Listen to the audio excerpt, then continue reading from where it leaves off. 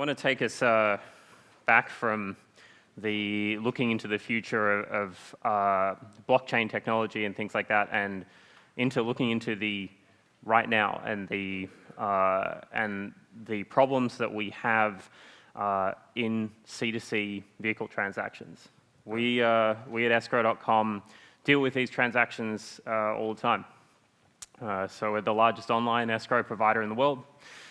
We provide services for around 2 million customers, including online marketplaces, and we're responsible for about $5 billion of online trade. So what are the problems that exist in this complex dance of buying a vehicle or any piece of property from another private party? Well, we think there's two really big problems. Firstly, the marketplace is losing the customer when they send them off to a finance provider. They're letting them out of their flow. They're sending them off potentially to a party that might not pass them back. And secondly, the marketplace is really not able to monetize as much of the experiences as they should be able to, because they're not owning it from start to finish. So we have loaned funds sitting out there somewhere, and we've got a transaction flow happening between two private parties that we may not have control over. At escrow.com, we have been working on this problem for the last couple of years, and we've come up with a couple of solutions just in the last few months. In fact, this one is going to be deployed into production at the end of this month with one of our partners, and I thought I'd give you a sneak peek of what it looks like today. So we start with a pretty familiar type of screen where we're making an offer via chat, we're connecting a buyer and seller together. Escrow.com is introduced here really early on as the hub for this financial transaction, and that means that the marketplace has full visibility and control. All of this is happening on the marketplace's app. While that offer is considered by the seller, we're immediately pulling the buyer into a credit application. That credit application, we can track it all the way through. We collect up the buyer's identity, a bit of information about their income, where they live, and of course we're sharing all of this information back to the marketplace. So the marketplace is aware, suddenly the buyer is no longer just an email address, they're a person. Once that offer is accepted by that seller, we're pulling the buyer and seller together onto the marketplace's platform to complete that transaction. No more handing over an envelope of dirty cash or a potentially dodgy check. We're pulling the deposit directly from the buyer's bank account. Again, we're keeping them in the experience. We use Plaid to do this. We pull the funds directly from the buyer's bank account via ACH.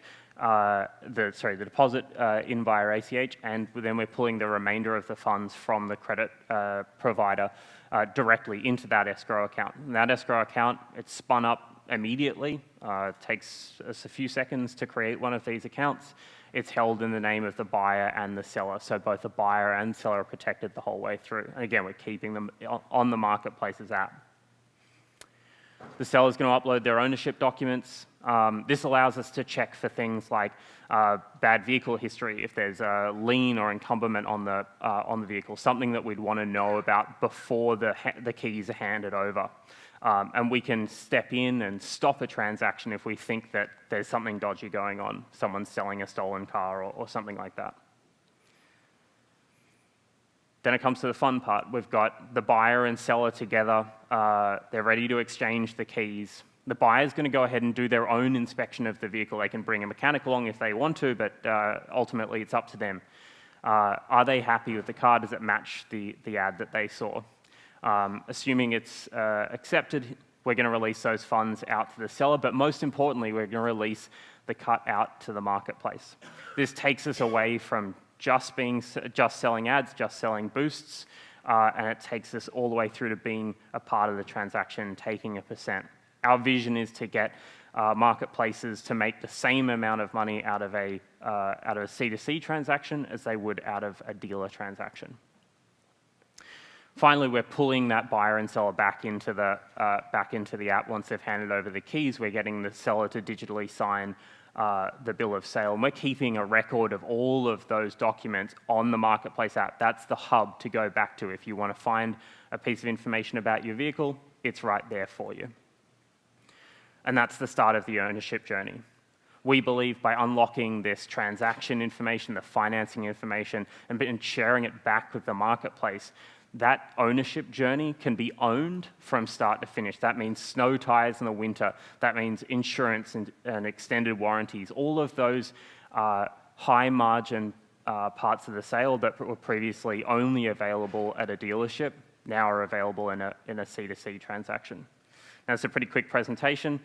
If you'd like to see more of this, or if you have any questions that I'm not sure if we've actually got time for, you can scan this one here, shoot me an email, or come and find me.